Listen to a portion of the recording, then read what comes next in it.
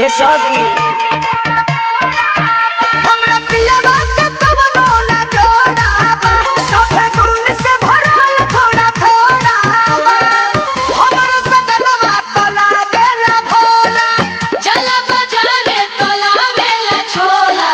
ओ तो चाटो आहे पातरे बलमुआ में रस बड़ी बोला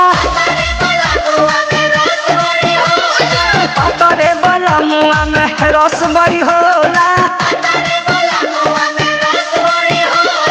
हाँ तो घोर के पियो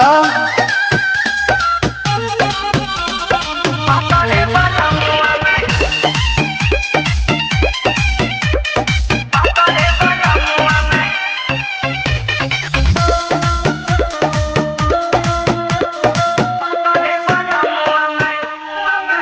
जब मारे प्यार वाला चोट हम तो जानी पलंगिए पलो मजा के वेला काका सजनावा खाके किसमिस काजू खलो नहीं देखेला टाइम दिन हो की रात खेला करे शुरुआत करके मीठी मीठी बात कुल तर दहिया पिया के कोको कोला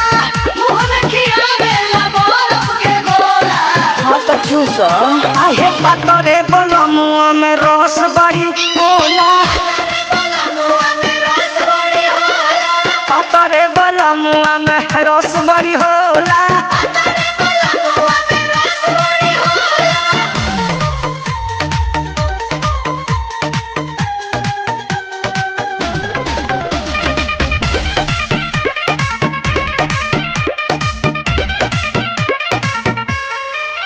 हरदम राखेला हमारे ख्याल